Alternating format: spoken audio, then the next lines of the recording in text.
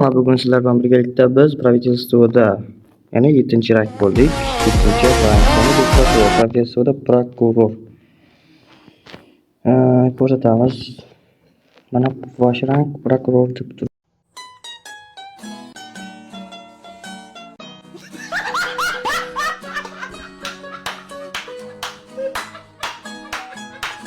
turibdi. 7-rank bo'lgan bilan ko'p tasdiqlanishi yo'q. What? Liderimiz faqat mana bu mashinalarni o'zlariga qaytarish dasturini berib qo'yibdi. Vigor nima bera olmaymiz 26-serverda. Endi 2000 years later.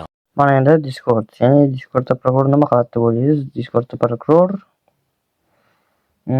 mana unaqa zaявление keladi bizga, ya'ni biz o'sha yerga javob berib boramiz. Masalan, bu joyda bu zaявление yozgan shularning ustidan va главный prokuror, ya'ni bizlarga qaraydigan prokuror javob bergan.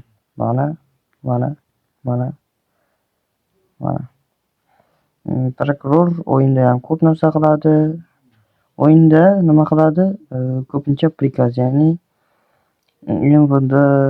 MVDlarni tekshiradi. Ya'ni o'yinda agarda xohlasanglar o'shani ham video qilib tushirishim mumkin, lekin keyingi video qaysi organizatsiyaga kirish yoki litsenziya olish haqida, nima qilish haqida yozib ketsanglar kommentariyaga, o'shanaqa video tushirib boraman.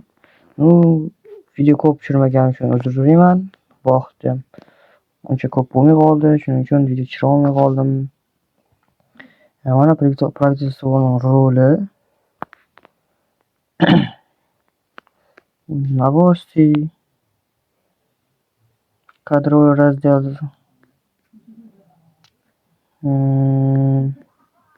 Hammasi shu joyda. Pullik отчет. Zaявление berish, ko'tarilishga va shunaqa narsalar bu joyda.